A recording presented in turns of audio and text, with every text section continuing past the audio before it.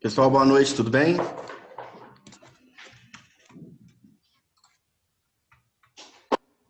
Boa noite. Tudo bom? Tudo jóia e você?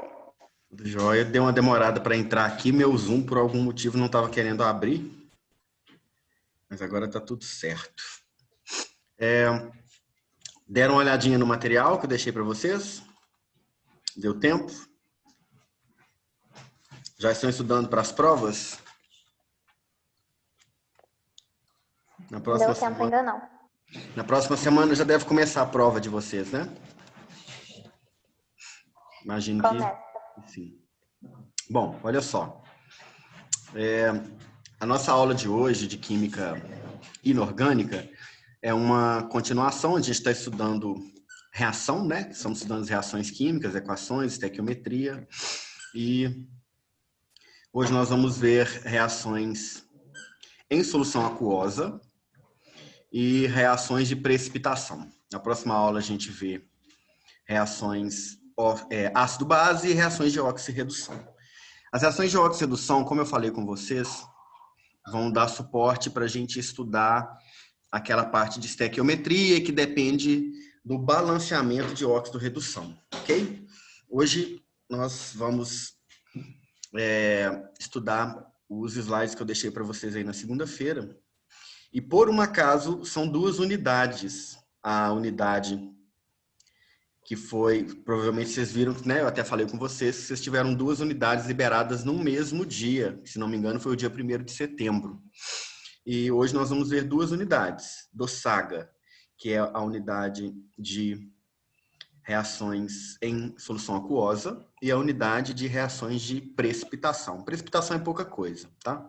É pequeno e acaba incluído também em reações em solução aquosa, tá? Por isso que eu juntei as duas aqui, tá bom?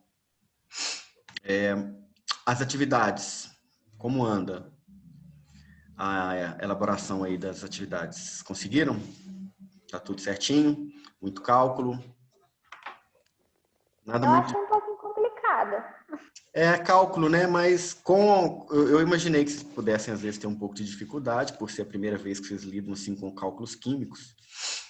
Mas eu deixei o resultado para vocês justamente para orientar, né? Nessa execução. Tá joia? A aula já está sendo gravada para eu postar para vocês, tá? Acho que todo mundo conseguiu entrar, né? Estava tendo algum problema também, parece que outros alunos estavam com dificuldade aí, deve ser alguma questão do Zoom, o convite tinha sumido, de repente ele apareceu de novo. Algum mal de Windows aí, né? Sim, Isabela, a prova, as questões serão menos complicadas, até porque são questões de múltipla escolha, né? Como as que vocês estão fazendo lá na atividade avaliativa, mas o tempo de vocês é mais restrito, né? É um tempo menor que vocês têm para responder todas as questões, inclusive 3 questões discursivas. Então, não é só cálculo, e também a prova, nós temos outras matérias, né, outros conteúdos a serem estudados que vão cair na prova que não estequiometria. Eu coloquei somente estequiometria na atividade avaliativa porque eu acho que é a parte mais densa da matéria, né? Para vocês fixarem mais e treinarem mais aí, prática mesmo, vocês praticarem. Mas a prova tem questões de teoria, né? Não somente de cálculo. Tá joia? Que bom, que ótimo, né? Se não me engano, a prova de vocês é no dia... E agora? Deixa eu ver. Deixa eu confirmar. 1º de outubro? É isso mesmo? 1º de outubro, justamente. A prova de vocês é na quinta-feira, sem ser na semana que vem, que é 24, 1º de outubro. Tá joia? Então vamos lá. Vou compartilhar a tela com vocês. Tá? Qualquer questão vocês me avisem aí. Todo mundo tá vendo aí o slide? Certinho? Reações em Sim. soluções aquosas e estequiometria de soluções. E nessa aula também nós vamos ver reações de precipitação. Tá? Acaba incluído, né, uma coisa em outra, por isso que eu acabei juntando aqui. Eu achei que foi a melhor maneira de juntar duas unidades, tá? Solução aquosa, estequiometria de soluções e reações de precipitação. As reações de solução aquosa aí são aquelas que vão acontecer no meio líquido. E nós estudamos aí no primeiro período, né? Quem fez primeiro período, né? Alguns de vocês aí eu sei que não fizeram ainda a química inorgânica, que estuda soluções. Mas toda solução é formada por soluto e solvente. Normalmente, o soluto é sólido, é o sal, a substância sólida, e o solvente é a substância líquida. É homogêneo, ou seja, você olha para a solução e não consegue distinguir os componentes. Um exemplo, mistura de água com sal. A água com sal inicia-se como duas fases, né? Eu tenho a fase água e a fase sal. A partir do momento que eu misturo as duas, eu tenho uma fase só. Eu não consigo diferenciar mais o que é água e o que é sal, porque vira uma solução, ok? Eu tenho soluções que são eletrolíticas, que são aquelas iônicas que vão possuírem eletrólitos presentes, íons presentes, que vão ser condutores de eletricidade, como acontece com sais, com ácidos, com bases. E tem aquelas, né, por exemplo, são aquelas formadas de água com sal. A principal característica é que elas conduzem corrente elétrica pelo potencial iônico delas. Diferente das soluções não eletrolíticas, que são aquelas formadas com compostos covalentes, por exemplo, não se dividem em íons e não conduzem muito bem a corrente elétrica. Um exemplo de eletrolítica é a água com sal, né? Sal, cloreto de sódio. Um exemplo de não eletrolítica é a água com açúcar, né? Que é um composto covalente orgânico. Ok? É isso que vai acontecer, ó. A água vai envolver os íons. E assim como eu tenho cargas positivas e negativas, eu tenho fluxo de elétrons e tenho condução de corrente elétrica. Beleza? Todo mundo entendeu aí como funciona? Vamos para as demais. Todos os compostos iônicos em água, aqueles compostos formados por ligações iônicas, principalmente metal e ametal, né? Eles vão se dissociar em íons positivos e íons negativos, cátions e ânions. Isso vai fazer com que eu tenha uma promoção de fluxo de corrente elétrica. Eu tenho carga positiva e negativa, eu tenho corrente elétrica. Então, são boas condutoras de eletricidade as soluções aquosas. É uma das principais características desse tipo de solução formado por água e íons dissociados, compostos iônicos em água. Já os compostos moleculares não vão formar essas soluções iônicas, porque eles não são iônicos, né? São covalentes, como, por exemplo, água com açúcar, água com vinagre, água com álcool, metanol, etanol. Então, eles não têm íons em soluções. Como eu não tenho carga positiva e negativa, eu não tenho quem conduz a corrente elétrica. Para eu ter a condição da corrente elétrica, eu tenho que ter carga positiva e cargas negativas, para que o fluxo de elétrons aconteça de uma para outra, né? Beleza? Eu posso ter eletrólitos fortes e eletrólitos fracos, vai depender da substância. Nos ácidos, a gente tem aquela classificação de ácido fraco, ácido forte, né? Quanto mais forte, mais vai ionizar, mais íons eu tenho presente e melhor é a condição da corrente elétrica. Ok? Eu vou observar aí o equilíbrio com a substância ionizada e não ionizada, lembrem do equilíbrio químico sempre. Não adianta nada eu ter uma solução, por exemplo, um eletrólito que você observa e diz, isso aí vai ser um eletrólito forte, por exemplo, mas que ele não ioniza, ou seja, o equilíbrio ele é maior para o lado da formação da substância, como a gente está vendo aqui, do que do íon, dos íons. Se eu não tenho os íons, se eu tenho poucos íons, eu vou, do mesmo modo, eu não vou ter formação de corrente elétrica, eu não vou ter dissociação iônica, né? Aqui, por exemplo, pode perguntar. Como que a gente sabe se é um eletrólito forte ou fraco? Bom, na teoria, você vai observar aquela regra dos ácidos. Ácidos fracos e ácidos fortes. Hidrácidos fracos são aqueles HCl, HBr, lembram disso? E os oxiácidos, eu vou observar o alfa. Como que eu calculo o alfa? Aí eu tenho que fazer cálculo. Eu tenho que ter um cálculo, eu tenho que ter a informação de quanto eu tenho dissociado e quanto não dissociado. Um exemplo, coloquei 1 mol do ácido X em água. 90% dissociou. Então, eu tenho um ácido forte, com 90% de dissociação. Né? É de 5 a 50, menor que 5% de ionização é fraco, de 5 a 50 é moderado, e acima de 50 é forte. Outra regrinha, eu pego o número de oxigênios e subtraio do número de hidrogênios. Vocês lembram que a gente fez isso? Quem que perguntou? A Lília, né? Você não... Giovana. Você chegou a fazer a química inorgânica no período passado? Fez, né? Você já está com a gente. Aí a gente pega o número de oxigênios e subtrai do número de hidrogênios. Lembra? Eu tenho 4 oxigênios com 1 hidrogênio, 4 menos 1, 3. Se lembra? É uma regrinha. Eu já esqueci. Depois eu vou olhar de novo. É uma regrinha. A gente não vai usar isso especificamente agora, não. Tá? Mas eu quero que vocês entendam como que funciona, porque eu posso até trazer para vocês essas regrinhas depois, se vocês tiverem dúvida, e deixar lá para vocês como um resuminho lá no AVA. Se vocês quiserem, eu deixo para vocês lá. De ácidos fracos, fortes, esses grau de ionização, eu posso fazer isso para vocês. Tá? Mas o objetivo nosso é observar como que funciona, até porque a gente vai ter na próxima aula reações ácido-base. Aí a gente vai precisar de saber o que é ácido fraco, o que é forte, para saber se a reação vai acontecer ou não. Ok? Aqui são reações de precipitação. Não sei o que vocês conseguem ver nesses 1, 2, 3, 6 tubos de ensaio, mas eu misturo 2 substâncias, que são soluções, por exemplo, e elas precipitam. Aqui, por exemplo, ó, isso aqui é uma aula prática, pessoal, que a gente faz. Aqui, por exemplo, que é um sal de chumbo, que é o iodeto de chumbo, eu pego 2 soluções límpidas, incolores, misturo as duas e tem a formação desse pó extremamente amarelo, que precipita imediatamente.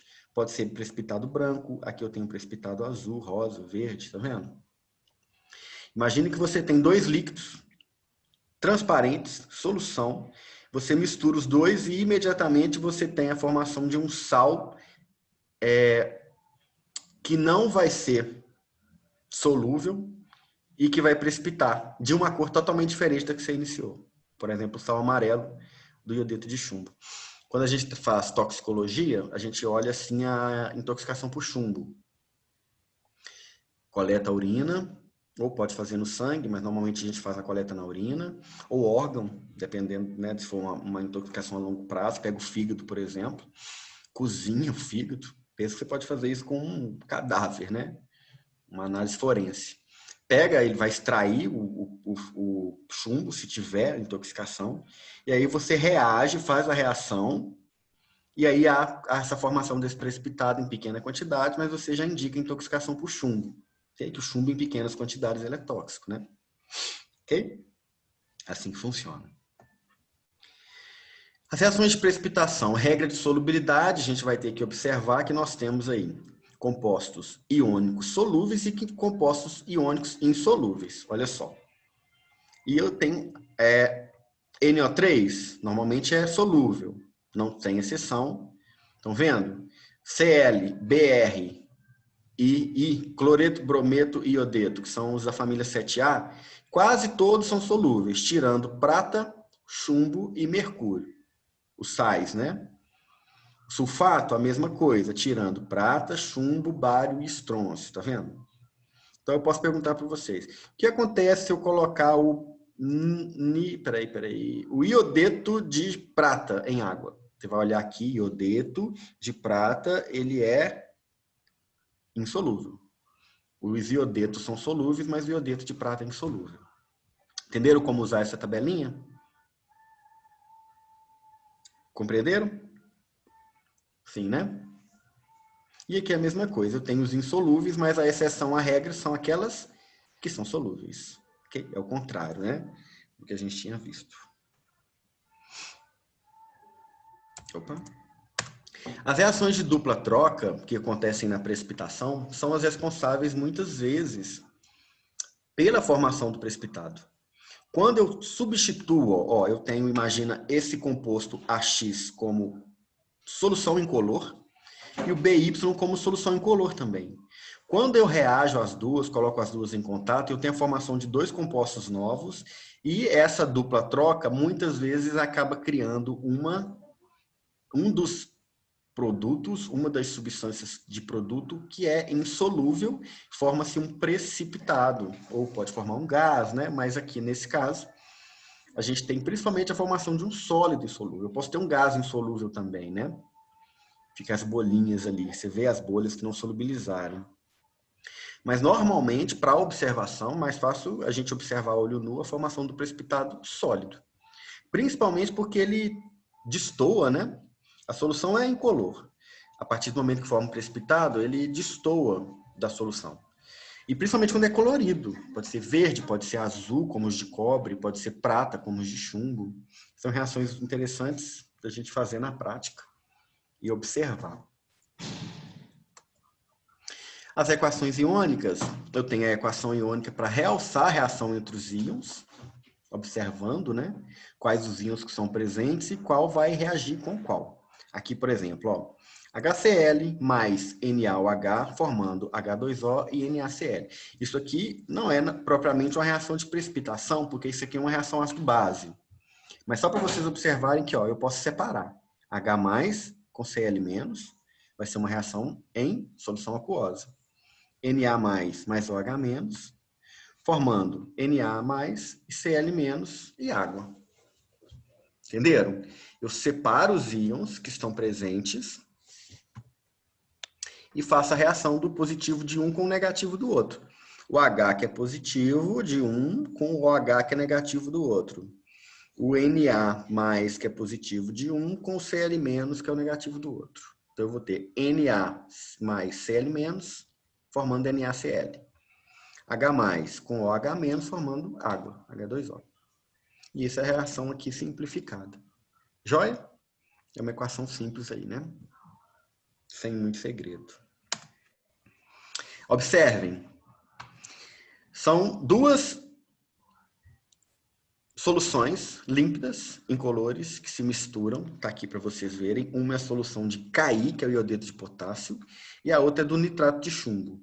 Eu desloco, eu vou ter uma reação de dupla troca. Ó, Ki, eu vou ter o PbI2 com o K2NO3. E eu vou formar o PbI2, que é amarelo, tá vendo? E insolúvel, ele precipita, grosso mesmo, precipitado bem grosso e, obviamente, bem visível, né? Porque é um amarelo muito forte. É uma cristalização. E eu tenho aqui o que a gente chama de estalactites, que são formados aí nas paredes, tetos de cavernas, que é também uma precipitação de CaCO3, carbonato de cálcio, que já é um processo lento. Esse é um processo lento, ocorre com o tempo, com a presença ali do ar, né? Da água e do ar, e, obviamente, do cálcio que está presente aqui, nessas paredes, né? No solo, nos tetos aí dessas cavernas, e eu tenho aqui uma reação mais rápida que acontece com a precipitação de cristais imperfeitos, uma reação feita imediatamente, uma mistura imediata. Isso aqui é... Ai, desculpa, eu coloquei o mesmo slide de novo, né? Isso aqui, esse slide é o mesmo desse aqui, ó. Tá ok? É a mesma tabela, tá? Eu ia tirar um deles, acabou que eu deixei as duas. Reações de precipitação, aplicações da precipitação. Primeiro, a produção de compostos. O precipitado é facilmente separado por filtração. Líquido com líquido. Eu reajo os dois, eu formo um sólido, que é um pó. Filtro, no papel de filtro, o que sobrar, né, da filtração no filtro é o pó. O líquido passa. Ok? E análises quantitativas e qualitativas. Isso aqui, pessoal, vocês vão ver em química analítica que você reage um com o outro sabendo a quantidade de um, por exemplo. Você não sabe quanto de chumbo que você tem aqui, mas você sabe a quantidade de iodo que você colocou aqui.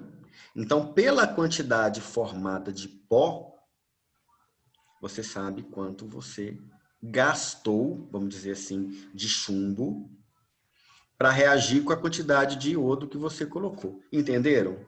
vocês fazem o cálculo matemático, estequiometricamente dizendo, e identifica a quantidade da solução de concentração desconhecida.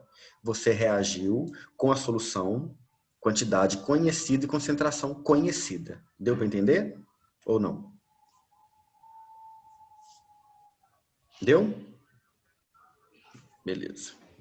Aí a gente tem, obviamente, secar, para você não ter água ali participando desse processo, senão a água entra como peso de sal, de pó, mas na verdade não é sólido, né? É só nesse caso, uma contaminação, uma impureza, né? Reações ácido-base, a gente vai ver melhor aí na próxima aula, mas as reações de ácido-base são reações em solução aquosa, até porque a reação de ácido com base forma água. HCl e NaOH forma água e NaCl. Toda reação, independente se é ácido fraco, forte, ácido orgânico, inorgânico com base, eu vou formar água, sal e água. Ok? Eu vou ter primeira dissolução, os íons vão se separar pela ionização aí. O hidrogênio do ácido reage com a hidroxila da base e o cátion da base reage com o ânion do ácido. Não é assim que funciona? Pensem que eu tenho ácidos monopróticos, dipróticos e polipróticos. Monoprótico é aquele que tem um hidrogênio, diprótico é aquele que tem 2 hidrogênios e poliprótico é aquele que tem 3. Não quer dizer especificamente que todos os polipróticos vão ionizar a quantidade de íon hidrogênio que eu tenho no ácido. Por exemplo, eu tenho um ácido lá H7, quer dizer que eu vou ter 7 íons em solução? Não, às vezes um não dissocia. Ele está presente. Se você for fazer uma reação na teoria, no papel, sem saber, você vai reagir os 7 hidrogênios. Mas se você for fazer isso na prática, você vai ver que ele não libera todos os 7 hidrogênios. Ele libera o primeiro hidrogênio com muita força, o segundo com menos, o terceiro com menos, o quarto com menos, e a partir daí, às vezes, nem o quarto, nem o terceiro, você já tem uma liberação muito grande, e a partir daí não libera mais hidrogênios, né? Não quer dizer que a quantidade de hidrogênio, especificamente, está totalmente ligado, sem exceção nenhuma, à força do ácido. Às vezes eu tenho muito hidrogênio, mas o hidrogênio não é ionizável. Ele não entra no cálculo de força daquele ácido. Entenderam? Acontece. As bases a gente sabe que em água vão liberar OH-, que é a hidroxila, com exceção da amônia, do amônio, que é NH4+, e o, né, com OH- aqui. Eu tenho aqui, ó, o ácido liberando H+, em solução, tem as bases liberando o OH-. Joia? Certo? Então, vamos lá. Ácidos e bases fortes e fracos vão estar relacionados aí à formação de eletrólitos fortes ou eletrólitos fracos. Ó. Ácidos e bases fortes são eletrólitos fortes. Vão liberar muita quantidade de OH- e de H+. Justamente por isso que eles são fortes. Por que um ácido e uma base é forte? Porque eles formam eletrólitos fortes. Estão quase ou completamente ionizados em solução aquosa. Os ácidos e bases fracas já é o contrário. Eles estão parcialmente ou fracamente ionizados em solução aquosa.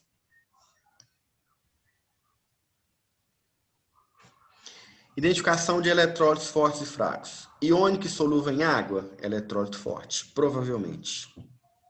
Grande maioria das vezes, com algumas exceções. Solúvel em água e não iônico, mas é um ácido ou base forte, vai ser um eletrólito forte. Com aquelas regrinhas que eu falei com vocês, de força de base e força de ácido. Eu vou lembrar de deixar uma colinha para vocês lá no AVA, tá? Como diferenciar bases e ácidos fortes. Vou deixar agora, porque na aula da próxima semana a gente vai ver ácidos e bases, e aí vocês deem uma lidinha antes também, tá joia? Vou deixar separado lá no material.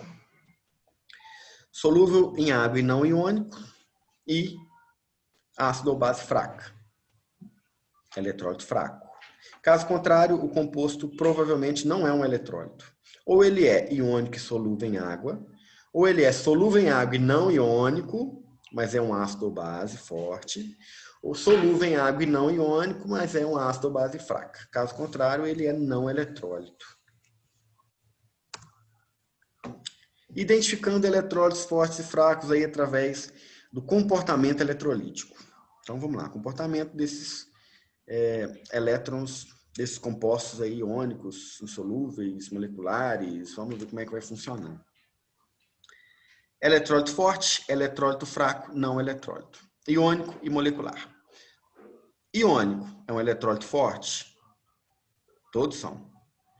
Iônico, eletrólito fraco? Nenhum. Iônico e não eletrólito? Nenhum. Se ele é iônico, ele vai liberar íons. Ele é eletrólito, tá? Agora, tem como ser eletrólito forte molecular? Às vezes. Tem uma tabelinha específica para isso aí, é mais raro. São exceções, na verdade. Tem como ser eletrólito fraco e molecular? Só se for ácido ou base fraco. Ácido fraco, base fraca. Não eletrólito e molecular, quase todos os compostos moleculares são não eletrólitos. Eles não são formados por íons, eles não vão se dissociar em íons quando colocados em água. A neutralização de ácidos e bases acontece devido à formação do sal, né? A gente vai ver isso aí na próxima aula um pouco mais aprofundado, que a gente vai ver reações mesmo. Todas essas reações são reações aquosas, viu, pessoal? Na próxima aula a gente vai ver de uma maneira um pouco mais complexa, porque a gente vai estudar só reações ácido-base mesmo. E aí vocês vão identificar que não existe a reação ácido com base sem neutralização deles e a formação de sal e água. Okay? O sal é o composto iônico formado do cátion, que vem da base, e do ânion, que vem do ácido. Okay? A neutralização de ácido de hidróxido produz sal e água. Reação ácido-base normal, comum, né? Aqueles que a gente viu aí lá no período passado, já vimos esse semestre também, ácido e base, a gente vai ver de novo. Por que a gente fala muito sobre isso? Por que a gente vê muito isso? Porque é uma reação comum, trivial. Tem ela na química inorgânica, tem ela na química orgânica, a gente utiliza muito em titulação, em química analítica, então é muito importante, né? A reação ácido-base de maneira geral. São utilizados aí com diversas finalidades e principalmente na farmácia, nas análises titulométricas, que é você reagir uma desconhecida com uma conhecida. Ou seja, ó, eu tenho NaOH num frasco, eu sei que é hidróxido de sódio, mas eu não sei qual a concentração, mas eu sei quanto que eu tenho. Eu tenho 50 ml de hidróxido de sódio que eu não sei a concentração. Eu pego o HCl na concentração que eu conheço, eu faço ele na concentração que eu conheço, e vou gotejando, gotinha a gotinha, até ele reagir todo e formar um sal. Eu vou ter uma alteração de pH, um indicador fazer ele mudar de cor quando a reação acaba.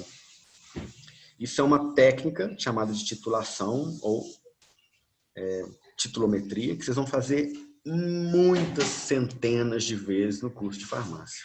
Já era para vocês terem feito várias, né? Mas ainda faremos muitas em química analítica, controle de qualidade, química orgânica, química farmacêutica. É a análise mais simples, posso dizer assim. É uma das maneiras mais simples de identificar concentrações desconhecidas. Sempre desconhecida? Às vezes é conhecida, mas eu quero ver se é verdade, né? Por exemplo, o comprimido diz que tem 500 miligramas de AS, ácido acetil salicílico. Será que tem mesmo? Vamos titular com o quê? Se ele é ácido, eu posso titular com a base.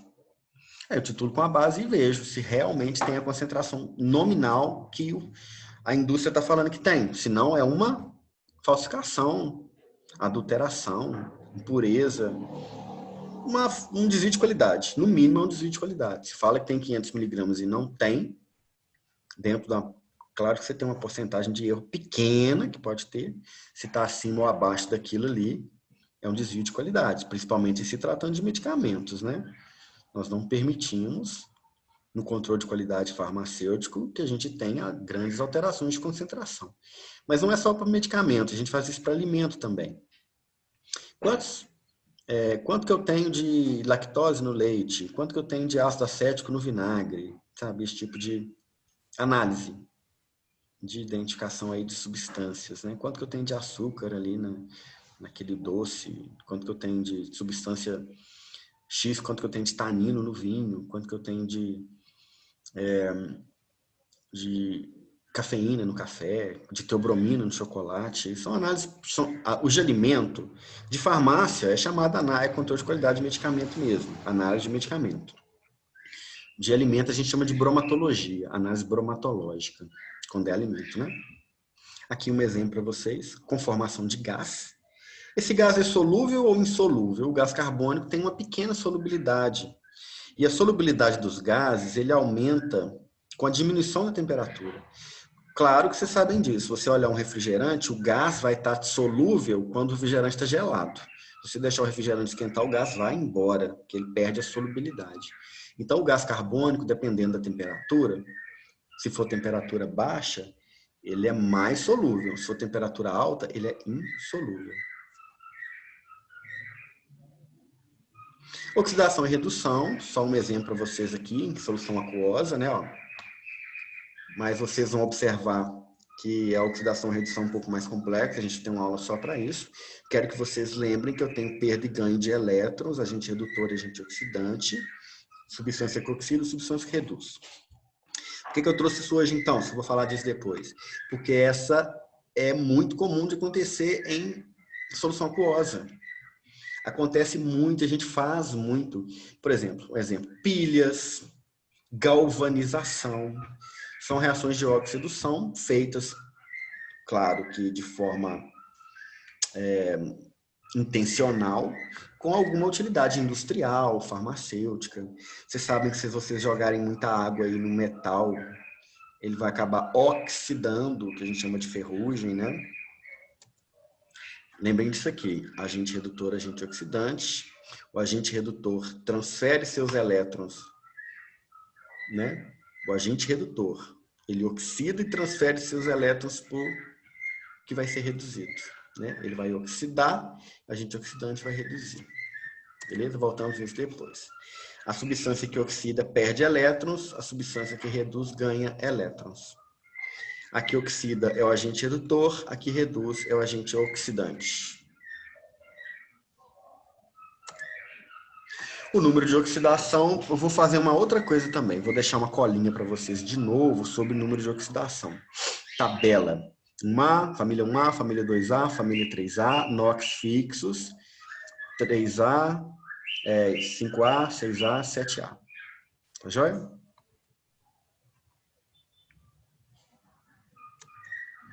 Os números de oxidação de óxido. Na oxidação, é interessante a gente ver os números de oxidação de óxidos, peróxidos e superóxidos, que são aqueles que vão serem alterados, né?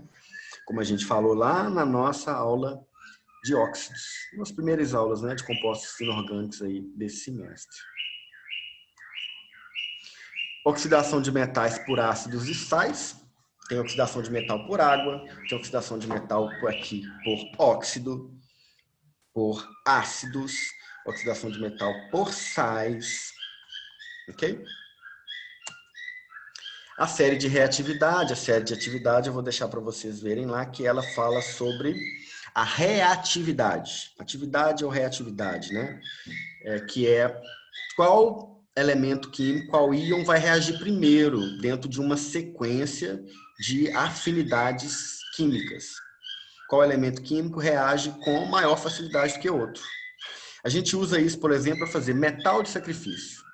Eu tenho um elemento que oxida muito fácil e é caro, eu coloco um elemento mais barato para oxidar no lugar dele. Né? Isso era feito muito em cascos de navio, que tinha metal, um metal mais nobre. Colocava-se o ferro para o ferro oxidar, que o ferro oxida mesmo. Então eu coloco o ferro oxida no lugar de níquel, de cromo, ok? E o ferro é mais barato, deixa ele oxidar em sacrifício ao metal que é caro, né? Tá aqui a tabela de atividade dos metais em solução aquosa. Olha só, a facilidade de oxidação aumenta, ou seja, o ouro, todo mundo sabe que o ouro não oxida. Não é verdade? Ouro, platina, mercúrio e prata. Então, se vocês têm aliança aí, é feito de ouro. Por que que o ouro é tão valioso na nossa cultura? Porque é um metal raro que não oxida. Você pode fazer o que você quiser com ele, anel, joia, e colocar ele né, no que você quiser aí de circuitos, como existe, né? Mas o preço está relacionado principalmente à sua capacidade de não oxidação. Ele pode entrar em contato com água, faz uma aliança de chumbo, faz uma aliança de ferro, de zinco, de alumínio, vai oxidar com muita facilidade, não tem valor de mercado, né? As concentrações, nós vamos estudar molaridade também, que é a relação direta da quantidade de soluto nos solventes, que eu tenho mol por litro. É aquele cálculo de mol que a gente tem. O passarinho ali tá cantando hoje. A calopsita tá nervosa ali.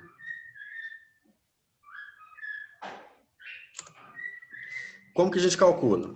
Concentração em quantidade de matéria, que é mol por litro, é a quantidade de soluto, por exemplo, 10 mols em 5 litros. 10 mols de substância de soluto em 5 litros de água. Eu tenho 2 mols por litro.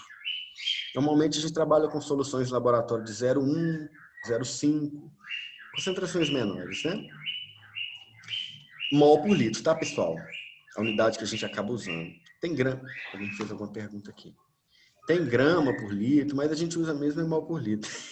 Tá, tem um passarinho animado aqui. É uma calopsita nervosa aqui cantando hoje. Tá dando para ouvir aí? Festa. Quando não é um cachorro, é um passarinho, né? Essa casa parece um zoológico.